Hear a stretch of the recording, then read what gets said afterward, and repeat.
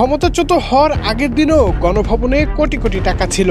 কয়েকজন কর্মকর্তা এই টাকার দায়িত্বে ছিলেন। নির্ভরযোগ্য একাধিক সূত্র মানবজমিনকে এই তথ্য নিশ্চিত করেছে। ৪ আগস্ট রাতে শেখ হাসিনা সর্বশেষ বৈঠকটি করেন তার সবচেয়ে ঘনিষ্ঠ ৫ জন নেতা ও কর্মকর্তার সঙ্গে। ২৫০টিরও বেশি ডিজাইন অপশন নিয়ে ওয়ালটন স্মার্ট ফ্রিজ, বোঝে আপনার প্রয়োজন। এর মধ্যে ছিলেন আইনমন্ত্রী আনিসুল হক, জুনায়েদ আহমেদ পলক, মোহাম্মদ আলী আরাফাত, মেজর জেনারেল জিয়াউল আহসান ও একজন লেফটেন্যান্ট জেনারেল। সেখানে হাসিনা বলেন, আর অপেক্ষা নয়, আর আপোষ নয়, নির্বিচারে গুলি চালিয়ে পরিস্থিতি শান্ত করতে হবে।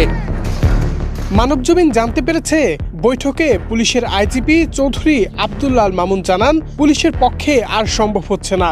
একদিকে গুলির সংকট, অন্যদিকে জন উপস্থিতি প্রতিনিয়ত বাড়ছে, গুলি করেও থামানো যাচ্ছে না।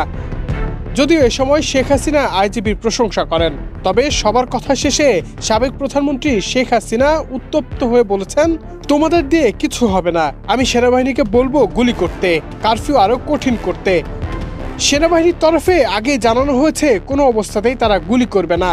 হাসিনা এটা শোনার পর কোনো একজন কর্মকর্তাকে লক্ষ্য করে বললেন, আমি তোমাদের জন্য কি না করেছি, তোমরা এখন সবাই গা বাঁচানোর চেষ্টা করছো, যা করার আমি করব। হাসিনা তখন আরো বলেন, সেনাবাহিনী মার্শাল ল দিচ্ছে না কেন, তাহলেই তো পরিস্থিতি ঠান্ডা হয়ে যাবে। মানবজমিন এটাও জানতে পেরেছে, সেনাপ্রধান জেনারেল ওয়াকারুজ্জামান আগেই জানিয়ে দিয়েছিলেন, মার্শাল লর পক্ষে তাদের সায় নেই। মার্শাল ল দিয়ে পরিস্থিতি শান্ত করা সম্ভব নাও হতে পারে। তাছাড়া বিশ্ব পরিস্থিতিও মার্শাল লর অনুকূলে নয়। এখানেই বৈঠক শেষ হয়ে যায়। একাধিক সূত্র নিশ্চিত করেছে, আন্দোলনকে বিপথগামী করতে টাকা ছড়ানোর সিদ্ধান্ত হয়। তখন গণভবনে গচ্ছিত টাকা দেয়া হয় নির্দিষ্ট ব্যক্তিদের কাছে। পরদিন পালিয়ে যান শেখ হাসিনা। এই সময় গণভবন লুট হয়, লুটকারীরা টাকাও নিয়ে যায়। তবে কত কোটি টাকা ছিল তা জানা সম্ভব হয়নি। ৫৫ লাখ টাকা উদ্ধার করে সেনাবাহিনীর হাতে দেয় জনতা। হুমায়ুন কবির মাসুদ, মানবজমিন।